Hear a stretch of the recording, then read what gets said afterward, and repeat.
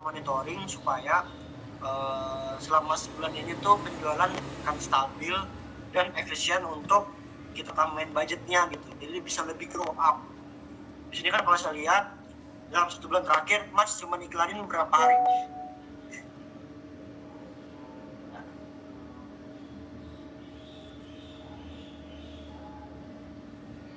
Mas cuma iklanin itu di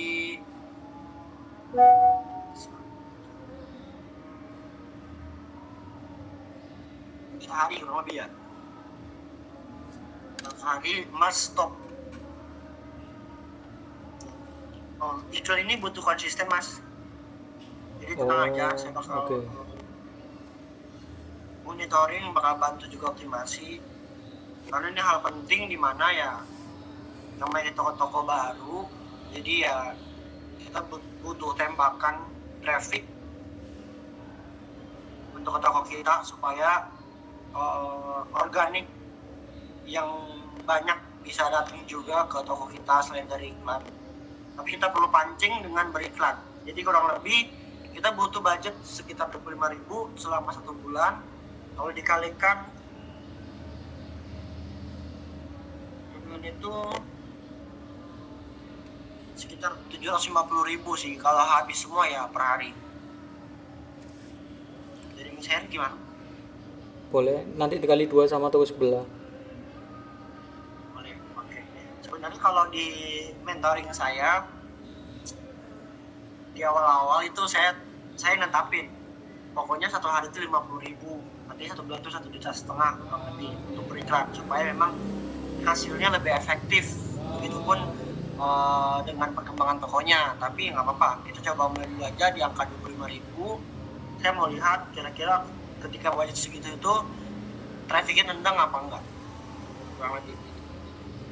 Iya, dicoba dulu aja Mas. Ya. Kita ubah ke 5.000 rupiah.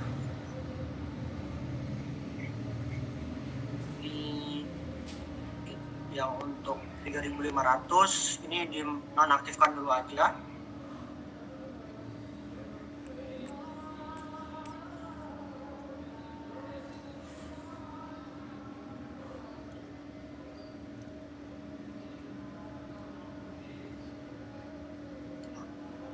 Di sini kalau kurang lebih untuk iklan yang statusnya berjalan,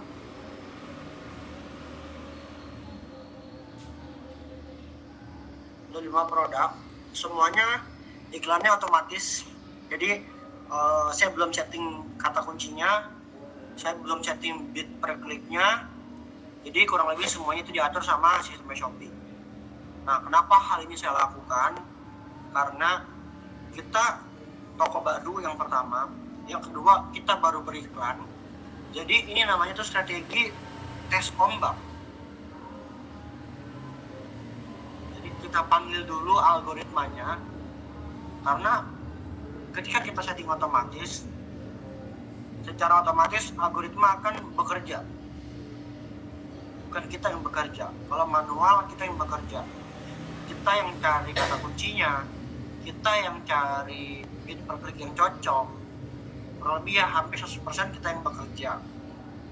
Nah, kalau otomatis di tahap awal, otomatis algoritma akan dipanggil atau diperintah sama sistem untuk membantu tokonya Mas Erik menetapkan kata kunci yang pertama, yang kedua adalah menetapkan bid per klik. Paham maksud saya Mas? Paham. Ya, jadi ini namanya tes ombak. Tes ombak ini sebenarnya kita butuh waktu selama 3 bulan. 3 bulan itu iklan nyala, terus mau itu boncos mau itu efektif jauh lebih bagus. Yang paling penting kita butuh datanya. Kira-kira ini produk tuh lebih cocok dipakai strategi apa. Bid per kliknya kemudian juga nggak dapat penjualan. Apakah bid per kliknya kerendahan dia malah jauh lebih bagus? Nah, itu nanti kita bisa contoh dari algoritma terlebih dahulu setelah tes ombak. Tapi kalau misalnya mau ganti produk yang diiklankan harus nunggu lagi Mas, mulai dari awal gitu.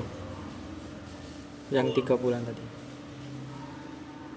Jadi kurang lebih nih kita selama 30 hari ke depan Heeh.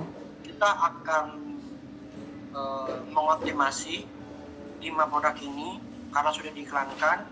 Nanti saya akan monitoring setiap hari dari iklannya, dari pergerakannya. Ketika ada strategi yang belum kita jalankan. Pokoknya supaya ini produk itu benar-benar jalan. Ketika ini produk udah bisa jalan sendiri, baru kita create new hero atau create new product winning. Kalau misalnya ini mau nambah produk lagi, ini masih bisa mas, tapi produknya belum saya upload. Yang tadi saya ngomong tanggal 25 udah siap itu. Oke. Bisa. Karena itu nanti balik lagi tergantung dari budgetnya Mas Erik ya. Oke. Karena kan saya mikirnya udah kita pakai budget minimum dulu aja per hari. Tapi kalau so far kalau si Mas Erik nggak ada hambatan untuk budget ditambahin, misalkan oh ya dong mas jadi 30.000 atau jadi 35.000, nah itu kita bisa tambah slot produk. Kalau yang ini sensornya ini dihapus diganti sama produk lain masih bisa ya? Masih bisa. Oke.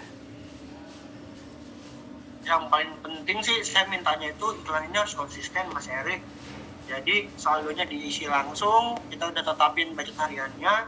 Jadi kita tuh nggak ada hambatan tuh setiap hari tuh iklannya pasti akan aktif lagi ketika memang udah pergantian hari. Kalau misalkan budget hariannya udah habis, ya dia harus nunggu pergantian hari baru aktif kembali. Kayak gitu terus saja. Nanti lama-lama tuh kita bisa membaca data kurangnya di mana, extend plan ke depan tuh seperti apa, kurang lebih. Paham Mas Erik? Paham mas, paham. Paham ya.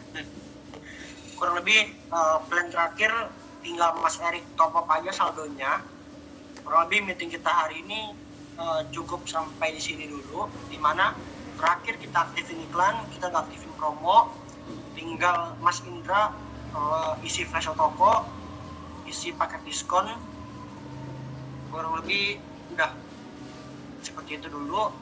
Kita lihat pergerakannya seperti apa, karena ini datanya bakal saya ambil untuk meeting selanjutnya sih. Oke mas, siap. Di Mas Erik atau Mas Indra, sebelum kita akhirin meeting hari ini, ada yang mau ditanya? Kalau mau, kan itu ada produk-produk baru mas. Nah itu kalau meningkatkan penjualan caranya gimana ya? Apa harus FO semua dulu? Mungkin langkah-langkah kalau produk baru.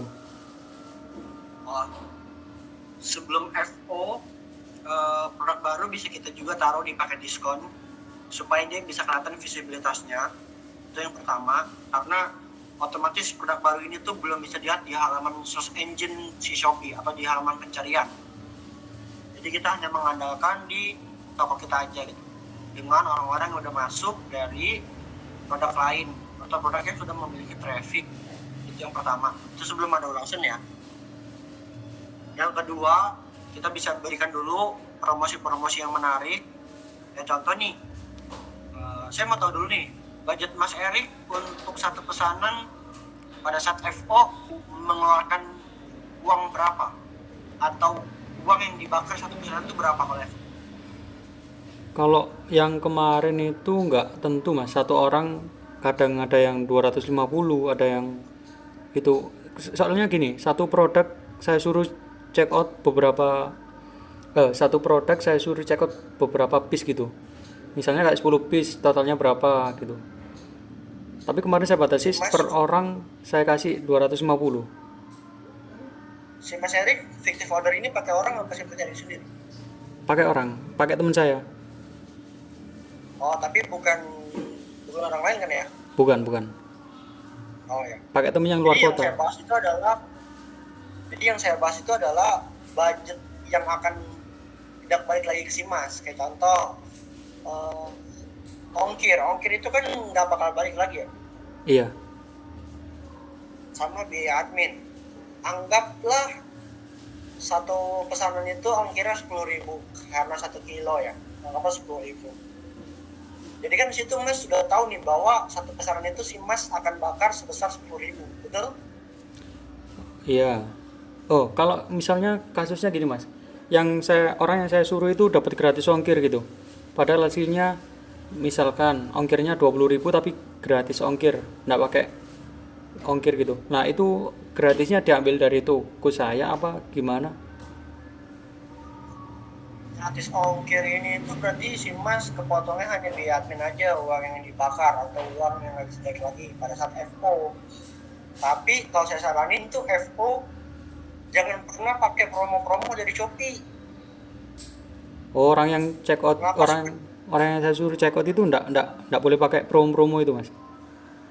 Iya, karena itu Oke. nanti akan terdetek sebagai toko yang merugikan perusahaan Shopee dengan orderan fiktif. Kalau ketahuan ya. Iya. Jadi kalau mau aman, usahakan fiktif order itu polosan aja. Jadi nggak perlu pakai gratis ongkir segala macem. Apalagi promo dari Shopee ya. Itu jangan sekali-sekali.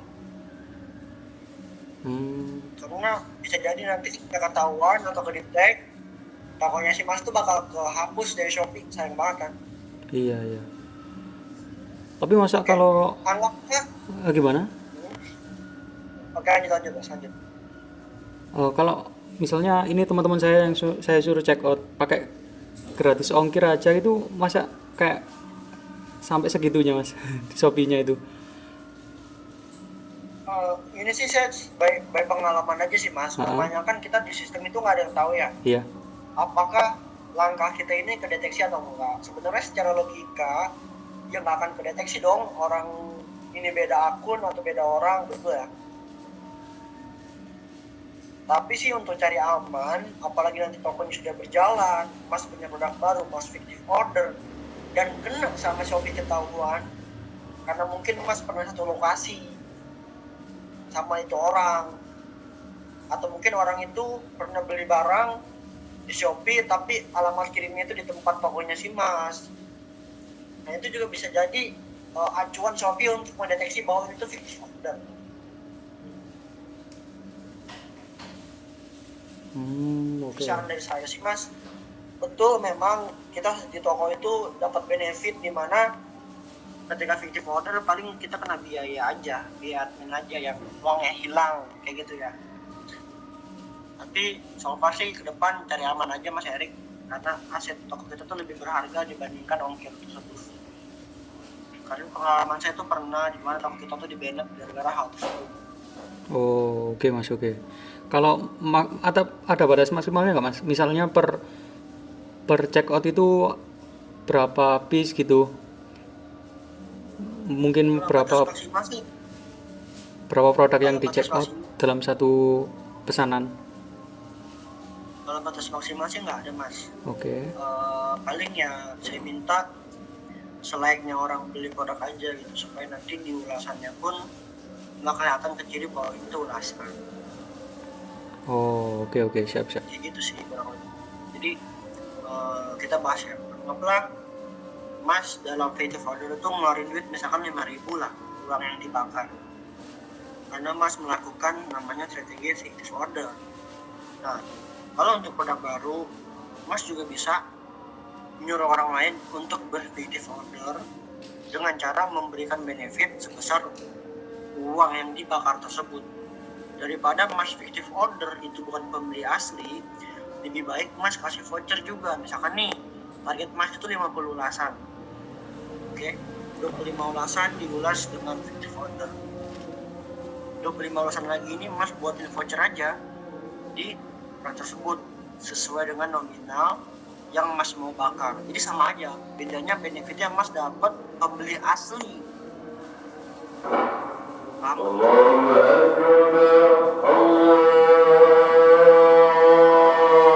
Bentar, Mas, ada azan. Ini kali.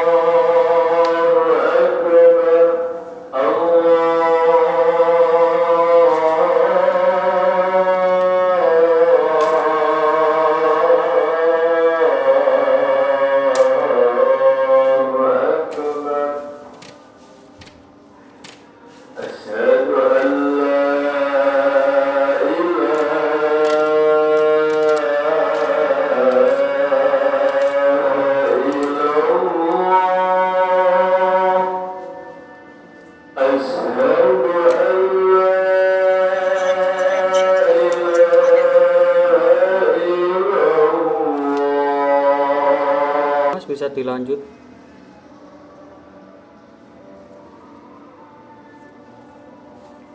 Oke, tadi saya sampai mana ya? Saya lupa lagi. Oh, sampai budget. Jadi kurang lebih kalau kita bakar duit untuk fiktif bakar 5.000 yang nggak bisa pulang. Jadi kalau misalkan target itu 50 belasan bisa dibagi 25 dari fiktif order, 25 lagi kita buatin voucher aja sebesar potongan uang yang kita bakar. Jadi kurang lebih benefit ke customer itu vouchernya lebih besar. Yang pertama, yang kedua kita sebagai toko bisa dapat juga ulasan dari orang asli. Kurang lebih seperti itu, Mas. Tapi kebanyakan orang yang udah beli ini nggak kasih ulasan gitu, Mas. Iya, betul. Itu kurang lebih tantangannya. Nah, nanti balik lagi ke si customer service-nya. Kita harus chat dulu di hari awal setelah pesanan masuk, kita ajak mereka berkomunikasi, walaupun kayak ucapan salam, terus infoin bahwa barang lagi dikemas, barang sudah dikirim. Ketika dia komunikasinya respon, nah baru kita ajak untuk bantu ulas produk tersebut. Kayak gitu sih. Oke. Kurang lebih sih saya sering banget nerapin hal tersebut di mana cukup efektif. Nah ya baik lagi kita juga perlu pembelian asli dibandingkan kita visit order dengan teman-teman. Kurang lebih seperti itu, Mas Erik. Siap, Mas, siap. Jadi untuk produk baru usahakan sebelum beriklan sudah ada ulasan dulu, Mas Erik, supaya nanti ketika trafficnya itu cukup tinggi, produk kita udah siap untuk dibeli.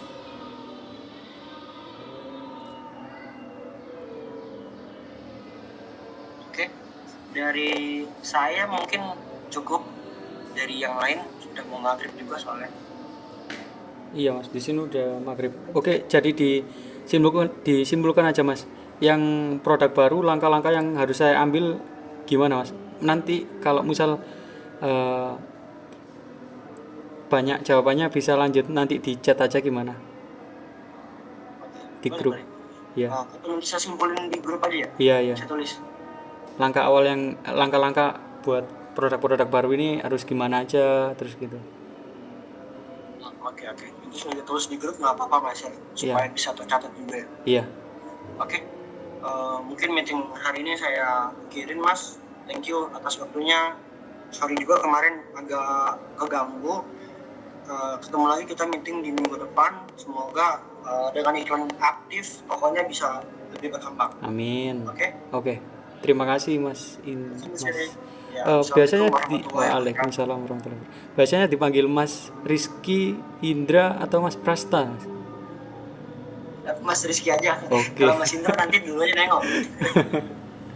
Oke, Mas Rizky, terima kasih buat waktunya ya, sama materinya Siap. juga. Thank you, Mas Erik. Siap. Thank you. Saya Oke. pamit ya. Terima kasih ya. Oke.